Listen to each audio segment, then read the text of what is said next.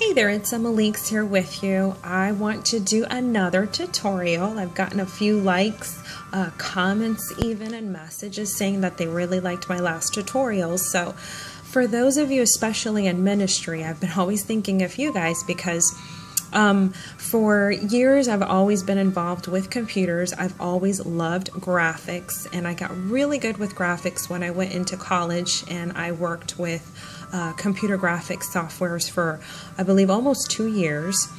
And so here's a site that I found. I mentioned in my first 2 previous tutorials that PNGs are your best images. One, they're very crisp, clean, they're clear, and you see these checkered backgrounds? That means there's nothing behind the image. So like when you download the image, there's not like a black background or a white background or anything like that. You can clean up white backgrounds on clip arts, but it's best when you do clean those backgrounds that you copy them or have them printed on white paper. And I can show you on another tutorial as to what that means, because some of the white background, not all of it, is erased. You have like little tiny like fuzz balls around the image that are in white that you'll notice if you were to print the images on colored paper or construction paper or cardstock or anything like that. That's other than white paper. So, okay, let's get into what I wanted to do today. Today, I'd like to teach how to do a water bottle label. And what I mean by that is, let me show you. Here in Word, I have this template. You can look online for, I think you can write in water bottle template, or excuse me, water bottle label template, or like a label template, and they always come, you know, black and white, and then you can just copy and paste them in here. So I'll look for free label templates, free clip arts. I'm always typing in free and looking up what I like and what I'd like to use. So this is a template that I found a while back, and really this came with just 4. So what I did was, let me ungroup it because I want to show you. Okay, so the original image was like this, and I'm thinking, wait a minute, I've got all this white space here, I need more. So what I did was I did a very quick, you know, copy and paste. Let me give you some quick hotkeys that you can use. So if you want to write these down, Control, meaning CTRL on your keyboard, the control button, you hold that down, and then you push C. It's Control C for copy, Control V to paste, Control Z to undo. So I will show you right now what Control Z is. What I did first of all was I copied this, I pasted it, then I cropped it to add 2 more so that I have a total of 6. Okay, how you crop is you double click on your image, and here comes your crop. Here comes your crop option. Click on crop, and then make sure you see it comes to like a little T that pops up, and that's when you scroll, you know, move it up. You can go from the corners just depending on what you're cropping and how you're cropping it. So in this case, when I copied it again, I cropped up to add 2 more. Now I'm just going to show you Control Z to bring it back, and I'm going to do what I showed in my other tutorials. Is you want to hold down your Shift key. See, I've selected this area, Shift, I've selected now both areas, and now I right click and I want to group them because I want to be able to do this. See? So I recommend, highly recommend, you know, I'm kind of a perfectionist when it comes to this. I'm a very proofreader kind of a person. It's got to be clean, it's got to be perfectly grammatically correct, because in my book, and also when, you know, doing computer graphics with my professors, presentation is key. So I highly recommend, if you're not a good speller, find someone who is, or go online and make sure that your spelling and your grammar is in tip-top shape for what it is that you've apply it in here, because it really does make a difference when you have 100% ready to go, whatever project you're working on, and that it's, not only crisp and clear images, but it's also, grammatically correct. And as I mentioned, presentation is key. So working in ministry, I work with children's ministry. I'm always, coming up with little things and wanting to do, make sure that everything is in tip-top shape. So here we go. Now, I want to show you, let's do a fall, because we're in October, let's do kind of a fall theme. So let me just show you this website. This website says PNG IMG, which would be pngimage.com. And then I did a quick search and I wrote over here, I think I wrote fall leaves, and this is what came up. So autumn leaves. And then scrolling down, these are all of my little options. So let me just look back at my label. What do I want to do? So, okay, so let's play with this image here. And let's scroll down and right click. I'm going to hit copy. I'm going to go back into Word.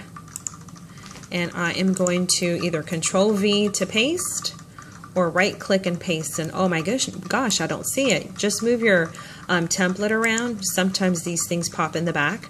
My other tutorials I mentioned when you have an image, so that you're able to freely move it around your document. You want to click on your image, click on this box, and then click on in front of text. See, and it brings it to the front of your templates. And I'm going to move my template back. Okay, so far I really like the way these leaves look. Now I'm going to go back. If you want to toggle back to your web page that you were in before, another hotkey that you can do is alternate. Click on your Alt button and then click on your Tab button. See, and it allows you to do this. You see? I'm telling you, these are hotkeys and they are my best friends. So, okay. Now let me just click out of that. I liked those leaves. Let's see what else I can play with. Let's see, these are those colors. Okay, I think I might use this one. Why not? Let's do right click. Whoops. No, that's not what I wanted. Sorry. Right click, copy, and I'm going to toggle back to my original and Control V to paste, or right click to paste, whatever your preference is. Me, I'm just faster with the keys than with my mouse. And here we go. In front of text again. Now let me move my template. So, okay.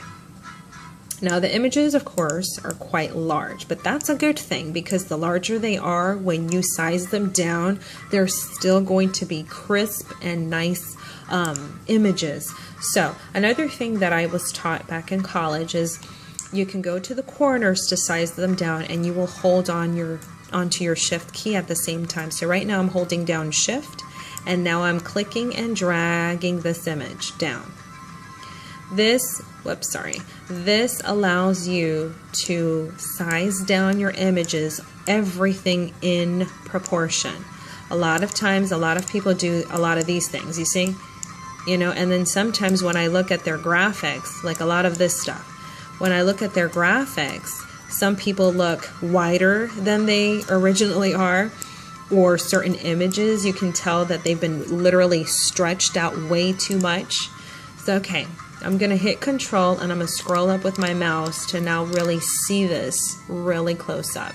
So now I'm holding down Shift and I am now bringing this down a little bit so it can, whoops, here we go. I think that looks good. It's to the edge. I'm going to use my arrow keys now.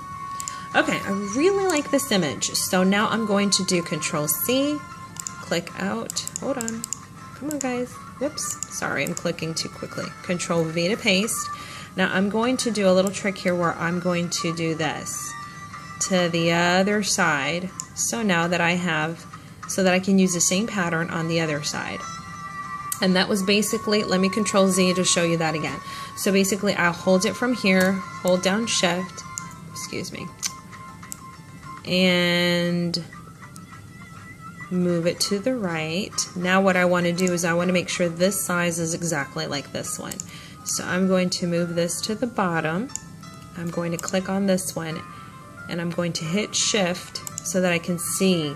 Okay, so I need to make this one a little wider. Okay, so let's hold Shift. Let's see if that's enough. hold on, and click over with my arrow keys. And now let's see if we are in line. You see that? Okay, so now let's move this image over to the right. I'm going to arrow up a little. There we go. And now I'm going to click on these two and group them. So to do that, again, I'm going to show you. Click on one image, shift, click on your second image, right click, group, and group. And now you've got these two together. I'm going to hit Control Z to go back. And now I'm going to hit the control button, scroll out, and where's my other image? Right here. So now this one, let's see.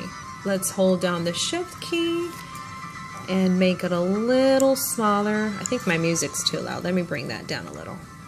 Okay, bring this down again.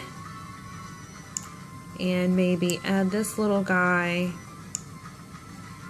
somewhere. Whoops, that's too small. Sorry about that. So shift and down. So I'm just gonna add like an extra leaf here. Or actually, you know what? How about we tilt this one and add it over here. Okay, when you touch this little, it's almost a full circle with an arrow, it'll allow you to do this. So if you want to move it around, and add it in to your original image. You know what? I think that could work. Let's play with it. That's some more. Let's use the arrow keys. Make sure it's just touching the other ones. I know what I want to do with this one. Hold on a second. Since this one's on the bottom, how about, whoops, Control Z for that one. That's not what we want to move. Uh-oh, here we go. There we go. Again. There we go. Okay, I'm just going to use my arrow keys since it's so close. And alrighty. You don't have to do this. I'm just kind of playing around to show you what you can do and how to use your tools. So I'm just going to copy and paste this one over to this end. I think I've got it touching just the tip of it. Perfect. All right, now let's go ahead and add in a text box in. So I'm going to go to my Insert tab. I'm going to click on Text Box, and just about every time I always choose the simple text box. I don't really think you need the other text boxes, not unless you're doing something specific like newsletters. So then you're going to click on again in front of text, because now I can freely move this text box around, which is what you want. It just gives you more freedom on how to use it. And let's say I want to make my text box a bit wider, and delete. Now I'm not going to keep that line, so you can right click and get this little menu, and you're going to say no outline, and you're going to go back to the menu and you're going to remove the fill. Okay. All right, now let's say I want to use a font and a color that kind of goes with my colors that I have there already. I really like this font. I'm just going to use a simple font. I mean, you can definitely get fancy with this. And let's do center, and how about we say 25. And let's just do something really simple. Happy fall. And I don't know, welcome, or excuse me, let's do join us this Sunday. I'm just going to do something really simple, and then I'm going to show you the kind that I made, but it's just to show you how to use your tools, where you can go, how to make something like this. Now I'm going to show you the one I recently made for the water bottles that we're going to be passing out within our community at a community outreach event. Okay, so this is the water bottle the water bottle label I recently made. It says, "Fall in love with Jesus." And then on the very bottom, it says, let's see if I can focus this. It says, "Join us for a bilingual service."